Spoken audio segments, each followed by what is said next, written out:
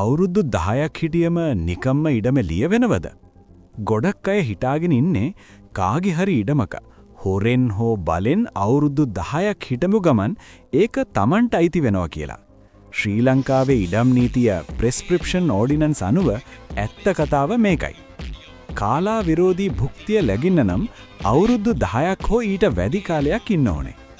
අයිතිකරුට විරුද්ධව Tamanට අයිති කියන මතේ ඉඳන් භුක්ති විඳින්න ඕනේ.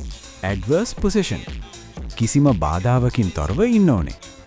මේ අයට අයිතියක් ලැබෙන්නේ නැහැ. කුලියට ඉන්න අයට ටෙනන්ට්ස්ලා හරි ලෙසීස්ලා ඔබ කුලිය ගෙරනවා කියන්නේ අයිතිකරු වෙන කෙනෙක් බව පිළිගැනීමයි. රජයේ ඉඩමක ස්ටේට් ලෑන්ඩ්ස්. රජයේ ඉඩමක කොච්චර කල් හිටියත් අයිතිය ගන්න බෑ. බලපත්‍ර මත ඉන්න අයට අයිතිකරුගේ අවසරය මත తాවකාලිකව ඉන්න අයට. වැදගත්ම දේ තමයි ඉබේටම ඔප්පුව ලැබෙන්නේ නැහැ.